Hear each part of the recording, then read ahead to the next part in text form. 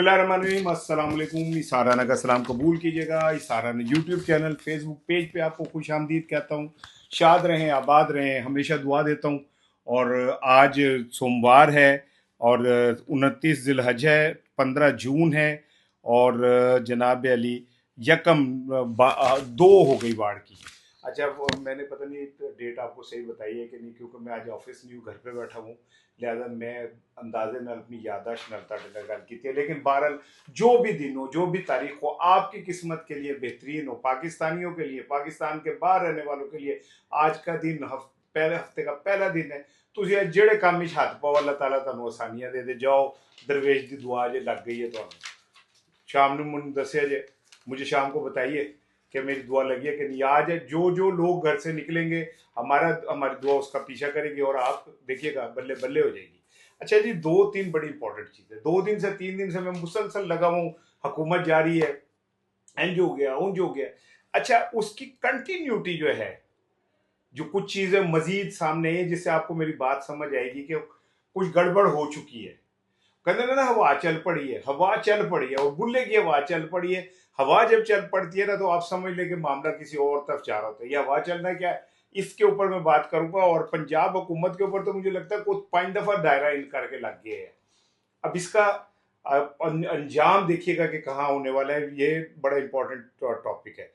दूसरा जनाब अली जो इंपॉर्टेंट चीज है वो ये है कि मंगल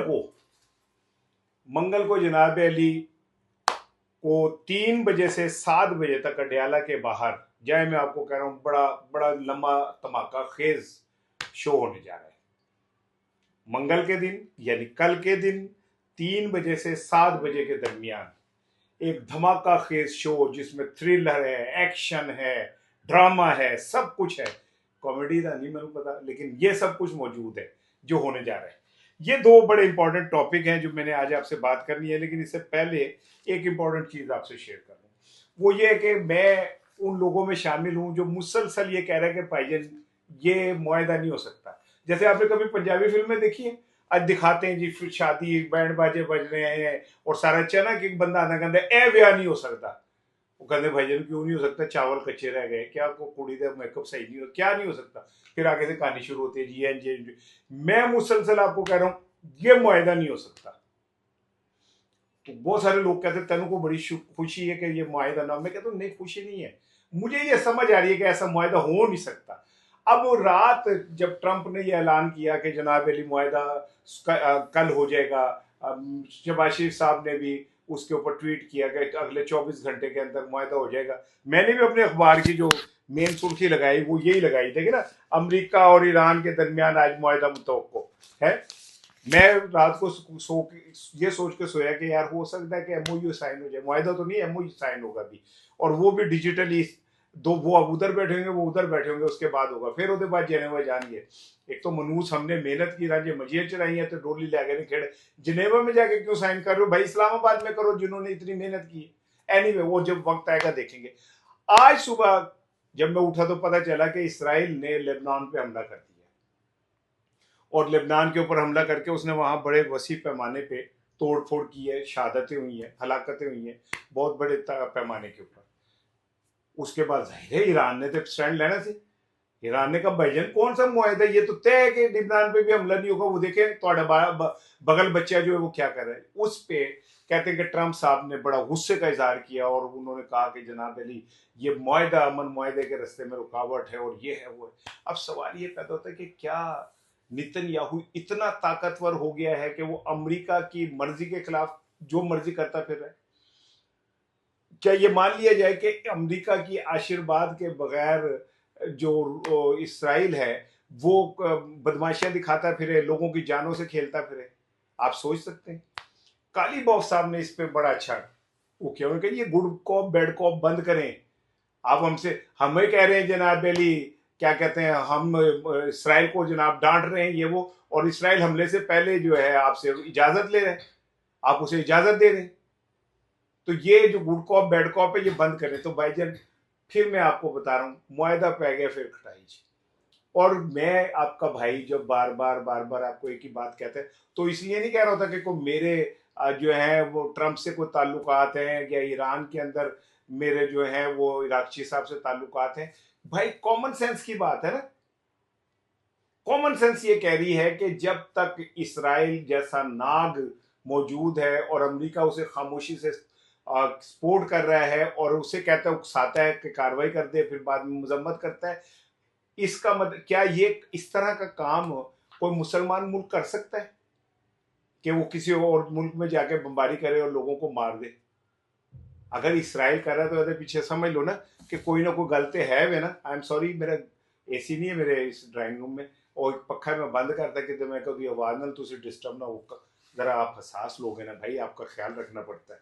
तो क्या है, नेतन्याहू इस जोगा है कि वो ट्रंप की बात ना माने, और सुबह उसे पता हो कि मुआहदा होने लगा, जान के बमबारी करे, उसे पता है कि इसका नतीजा क्या निकलेगा। तो इसका मतलब है कहीं ना कहीं कुछ और ही खिचड़ी पक रही है, और खिचड़ी यही है कि अमेरिका और इसराइल दोनों मिलके पूरी दुनिया को बेवकूफ बना रहे हैं। वो ट्रंप पूरी दुनिया को बेवकूफ बना रहे हैं।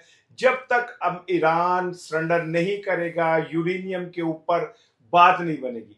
हालांकि ईरान को $3 अरब दे दिए, अभी यूए को भी कह दिया, कतर भी कह रहा है कि जी हाँ, जो उसके पैसे वो दे देते हैं, लेकिन इसके बावजूद वो कहते हैं पैसे ले लो, लेकिन ये कि हम यूरेनियम नहीं आप पे छोड़ेंगे।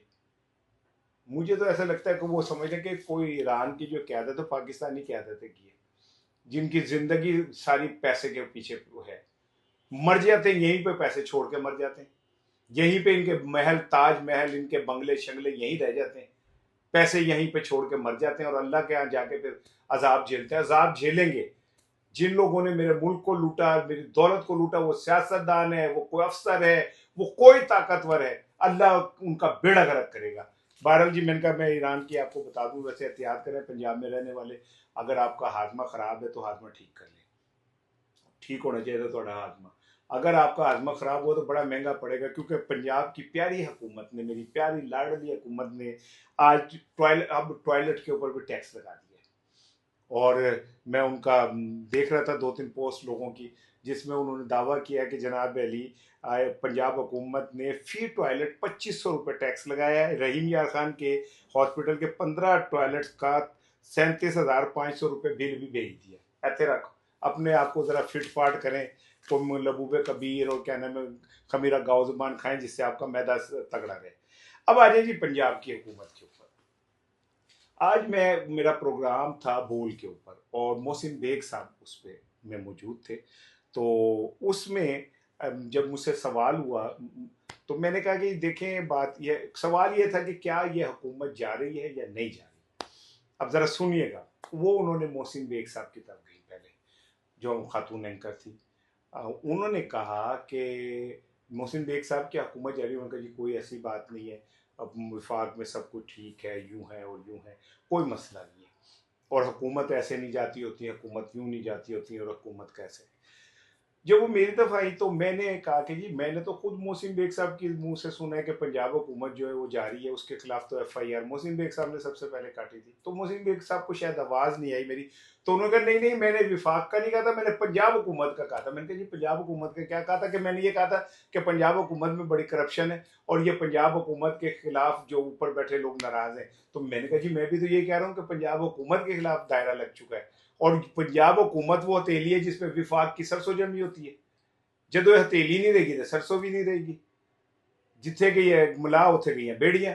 तो मैंने कहा अगर पंजाब हुकूमत को चैलेंज हो जाता है तो इसका मतलब ये कि विफाक की हुकूमत भी खत्म हो जाएगी।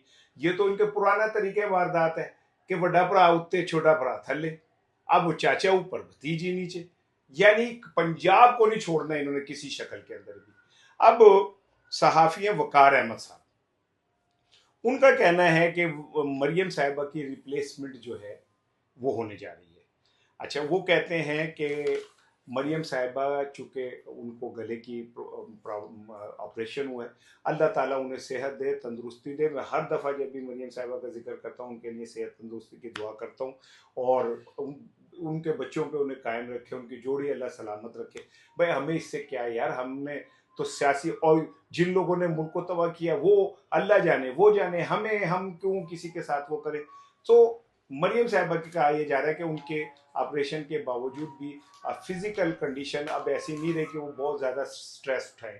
लोगों का कहना है, मेरा कोई एक्सपीरियंस कोई नहीं, लेकिन सहाफ़ी जो वकार मलिक साहब है, उन्होंने कहा है जी मरियम साहिबा की रिप्लेसमेंट जो है वो होगी। अब रिप्लेसमेंट का मतलब आप समझ लें कि डेफिनेटली अगर एक चेहरा बदला जाता है ऊपर से, तो नीचे सारा कुछ बदल जाता है। मिसाल के तौर पे आज पाकिस्तान के अंदर जो सारी हैरारकी है और उसमें फील्ड मार्शल साहब का बड़ा रोल है, अल्लाह ताला ने उनको बड़ी इस मामले में वो दी, अमेरिका ईरान के मामले में जो उनकी पॉलिसी चलेगी वो नीचे तक आएगी, ठीक है ना। एक आदमी की पॉलिसी होती है जो नीचे तक आती है, मरियम साहिबा की पॉलिसी और मरियम साहिबा की टीम। लेकिन अगर फर्ज करें रिप्लेसमेंट होती है तो नए लोग आएंगे, नए चेहरे आ जाएंगे। क्योंकि कल मैंने आपको ये बताया था कि पंजाब के वुजरा के ऊपर बहुत ज्यादा संगीन इल्जाम आ रहे हैं। अब मुझे किसी एक दोस्त का फोन आया, उसने कहा राना साहब लो जी मैं माइक ही नहीं लाया सी, पता नहीं उनका आवाज़ पूरी गई है कि नहीं गई, लेकिन जितनी भी गई अब आप उस पर गुजारा कर ले। मैं 10 मिनट मैंने बगैर माइक के ही बोल लिया, अल्लाह करे आप तक आवाज़ चली गई हो, चली गई होगी। अच्छा, उन्होंने कहा राना साहब आप जो ये कह रहे हैं कि वो साकिब चद्दड़ ने पता नहीं 10 करोड़ का के 27 करोड़ का 60 करोड़ का प्लाट लिया और यूं लिया, और कितने करोड़ उसने मोमना इकबाल को, कितने करोड़ उसकी बहन को खिला दिए, इतने पैसे कहाँ से है। तो उनका पोले बादशाह, ये तो एक इतना सा रत्ती बराबर शो है जितना लोगों ने लूट मार कर ली है। उन्होंने मुझे कहा कि अलहमरा के अंदर अगर मैं किस्से सुनाने शुरू कर दूं ना आपको, मैं नाम नहीं ले रहा उन साहब का, अलहमरा के अगर मैं किस्से सुनाने शुरू कर दूं तो राना साहब आपके कानों से धुआं निकल है। कैसे जाली कंसर्न, कैसे क्या, और उन पे करोड़ों के चेक बनाए जाते हैं। अच्छा, चूंकि अजमा बुखारी वहां पे वजीर इत्तलात हैं तो मुझे ये बात डाइजेस्ट नहीं हो रही, क्योंकि अजमा बुखारी एक बड़ी सुलझी हुई खातून और मेहनती खातून है। लेकिन ये कि जी अब इस तरह चेक बन गए, इस तरह के जाली अब म्यूजिक कंसर्ट हो गए, ये वो, एनीवे मैं I don't believe in it. उन्होंने मुझे जो बताई, मैंने कहा यार मेरे पास चूंकि कोई सबूत नहीं है तो मैं ऐसे कैसे किसी बात पे मान लूँ। बहरहाल वो कहते हैं ये तो कोई नहीं, आप तो वजीरों की ताकतों का ही अंदाजा नहीं है आपको कितनी है, साकिब चद्दड़ ही आपको टिका हुआ। बहरहाल बात में फिर वही आती है कि पंजाब के वुजरा की कारकर्दगी पे बड़ा निशान लग चुका है, और ये कहा जा रहा है कि अक्सरियत वुजरा की मुख्तलिफ किस्म के किसी न किसी मसाइल का शिकार हैं। और फिर उसके बाद कुछ ये भी कहा जा रहा है कि इख्तियारात का नाजायज़ इस्तेमाल और मौज मेला और ये वो सारा उसे अच्छी नज़र से नहीं देखा जा रहा। ये सहाफ़ी वकार मलिक साहब का दावा है, मैं नहीं कह रहा। अच्छा, अब इसी में फैसल वाउडा साहब को सुन लें। फैसल वाउडा साहब कहते हैं कि नून लीग के साथ वो होने वाला है जिसके बाद ये सियासत से तौबा कर लेंगे। अब जब ये हम सारी बात सुनते, फैसल वाउडा को सुनते हैं, फैसल वाउडा कहाँ की बात करते हैं आपको अंदाज़ा है। मैं पाकिस्तान के बहुत सारे सहाफ़ी जब बोलते हैं या सियासतदान बोलते हैं तो मैं ये नहीं देखता कि कौन बोल रहा है, मैं ये देखता हूँ कि क्या बोल रहा है, क्योंकि मुझे ये पता होता है कि किस डाकखाने से बोल रहा है। बहुत सारे सहाफ़ी फ़ख्र से कहते हैं कि हाँ जी हमें हमारे साथ हमें बताते हैं कि ये बात है, हमें ये बताते हैं। अगर मैं उन्हें कहूँ कि यार तुम मैसेंजर हो, तुम उनके पैगाम आगे पहुँचाते हो तो गुस्सा करते, तो मैंने कहा भाई अच्छा मैं किसी का ना ही नहीं लेता, साढ़े लोग ठीक है भाई। लेकिन ये कि अगर वाउडा ये कह रहे हैं कि इनके साथ वो होने जा रहा है जिसके बाद ये सियासत से तौबा कर लेंगे, तो फिर गल तो सोचनी पैंदी है कि कुछ है। दूसरी जानिब वजाहतें आनी शुरू हो गई हैं, साडा कोई रोल नहीं, साडा कुछ नहीं। फैसल मुमताज़ जो हैं आज़ाद कश्मीर के वज़ीर आज़म, अब वो भी आहिस्ता आहिस्ता उस लाइन से साइड पे हो रहे हैं कि जी ये दहशत गर्द हैं और इनके को कलादम। उन्होंने कहा जी मैं तो नहीं कहता, मैं तो कब भी कह रहा हूँ कि इनसे बात की जाए, मैं तो अब भी कह रहा हूँ कि इनसे बैठ के बात की जाए। तो उन्होंने कहा कि जी आप उनके सबूत दिखा दें दहशतगर्दी के। उनका एक तो मैं मीडिया पे नहीं दिखा सकता, दूसरा जिनके पास हैं वो दिखाएंगे। वो बड़ी बारीकी से गेम खेल रहे हैं, अपने आप को साइड पे कर रहे हैं, और ये उनके पीछे पीपल्स पार्टी है जो एक वाज़ेह तौर पे लाइन ले रही है इस चीज़ के हवाले से। चीज़ों को ज़रा आप कैलकुलेट कर रहे हैं, आपको समझ आएगी। साद रफ़ीक साहब कहते हैं कि इमरान खान ना हमारी तहवील में है और ना जनाब अली हम इस जोगे के इमरान को गिरफ्तार करें और जेल ले जाएं भाईजान, असी इस जोगे नहीं गए। तो अब आप चीज़ें समझेंगे लोग किस तरह वजाहतें करना शुरू हो गए। अब आ जाइए जी मेन टॉपिक के ऊपर, और वो है कि अलीमा खानम बहुत अरसे से ये कह रही हैं कि जनाब तुसी 10,000 बंदे आप इकट्ठे कर ले आए वो अडयाला के बाहर, और ये प्रेशर इतना डेवलप हो जाएगा कि संभाले नहीं संभलेगा। अब अचकजई साहब को और राजा नासिर अब्बास साहब को जो मैसेज दिया गया है वो ये है कि अचकजई साहब, नासिर अब्बास साहब, आप क्या कहते हैं, मंगल वाले दिन अडयाला तशरीफ लाएं 16 जून को, और 3 से 7 बजे के दरमियान हम 10,000 बंदे वहां इकट्ठे करके दिखा देंगे। अलीमा खानम साहिबा ने ये चैलेंज, पीटीआई ने ये चैलेंज एक्सेप्ट कर लिया है, और कहा यह जा रहा है कि इस बार पंजाब की पूरी जो तंजीम है वो पूरा जोर लगाएगी, केपी से बहुत जोर लगेगा, और ये सब मिलके एक जगह पे आके एक बहुत बड़ा इज्तिमा 10,000 बंदे का करेंगे। 10,000 बंदे अगर इकट्ठे हो जाते हैं तो समझ लें कि इंतजामिया को बड़ा वक्त पड़ सकता है उसे जमा, उन्हें हटाना, डिस्पर्स करना अगर करते हैं, और वो पिंडी की गलियों में निकल जाते हैं, सड़कों पे निकल जाते हैं, तो सोचे कि उस दिन पूरे शहर में क्या हो जाएगा। लेकिन उन्होंने कहा कि अचकजई साहब, आप राजा नासिर अब्बास साहब, आप इस 3 से 7 बजे तक 4 घंटे के लिए तशरीफ ले आए वहां पे, बाकी काम हमारा है। अब ये पीटीआई का एक बार फिर इम्तहान है।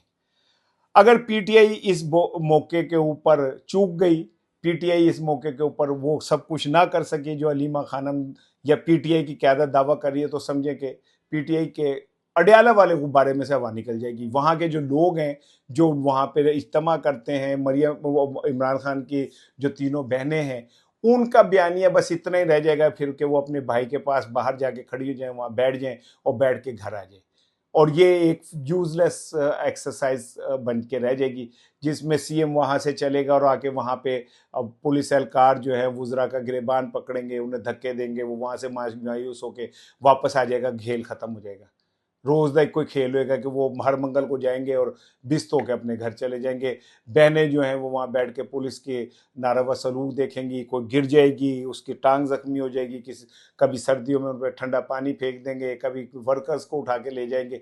यही होता रहेगा, और इससे आहिस्ता आहिस्ता ये चीज़ डेवलप होनी शुरू हो जाएगी कि इमरान खान के लिए जो अवाम है शायद उनका जज्बा ठंडा हो गया। हालांकि अब किसी एक को भी उसके घर से एक दफ़ा छापा पड़ जाए ना और पुलिस आ जाए तो उसके बाद वो कई दहाइयाँ सियासत से ऐसे कान को हाथ लगा के तौबा कर लेता है। लेकिन फिर भी पीटीआई 4.5 साल से जिस तरह उसको क्रश किया जा रहा है, जिस तरह उसको तबाह किया जा रहा है, जिस तरह गिरफ्तारियाँ हुई हैं, जिस तरह उनके ऊपर मुकदमे बने, जैसे उनके ऊपर एक गैर एलानिया बैन लगाया गया है, इन सारी चीज़ों को देख के ऐसे लगता है पीटीआई खत्म हो गई, पीटीआई की लीडरशिप खत्म हो गई। जो एनालिस्ट है हमारे बहुत प्यारे, जिनके मुंह में जबान जो है वो किसी और की होती है कि जी पीटीआई तो खत्म हो गई ना जी, देखे, और वो अब तो देखे ना जी उनकी लीडरशिप ये वो। तो मैंने उनसे कहा कि भाई अगर वो खत्म हो गई है तो फिर 4.5 साल बाद आपको गिलगित बल्तिस्तान में फिर पीटीआई का निशान छीनने की, पार्टी खत्म करने की, उनके लोगों को जिला बदर करने की जरूरत क्यों पेश आई? क्यों नवाज शरीफ साहब को वहां एंट्री देनी पड़ी? क्यों बिलावल और आसफा वहां जाके डेरा डाल के बैठ गए? इसलिए कि इमरान खान, पीटीआई जो है वो इररेलेवेंट हो सकती है, इमरान खान इररेलेवेंट नहीं है। इमरान खान अपनी जगह वहीं पे खड़ा हुआ है जहां पे, बल्कि उससे बहुत आगे खड़ा हुआ है, और यही सबसे बड़ा मसला है। इसी वजह से ये जो मौजूदा हुकूमत है, इनके गले में जो ढोल है वो निकाला जा रहा है कि तुसी ना उसका बयानिया खत्म कर सके, ना उसकी पॉपुलैरिटी खत्म कर सके, ना मईशत ठीक कर सके, ना आप इस मुल्क के अंदर कोई इंसाफ ला सके, तो फिर तुम्हारा फायदा की है? अब कहा यह जा रहा है कि शेरवानी वही रहेगी, पहनने वाला दूल्हा कोई और आ जाएगा। अपना ख्याल रखिएगा, शाम को इंशाल्लाह बात होगी।